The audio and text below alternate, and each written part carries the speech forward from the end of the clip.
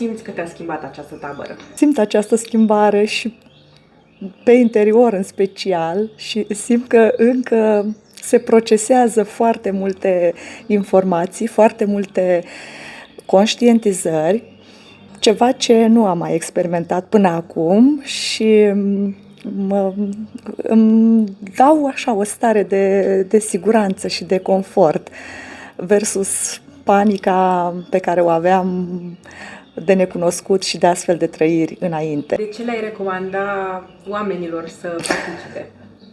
Cred că nu am cuvinte să mulțumesc pentru toată experiența pe care am trăit-o aici.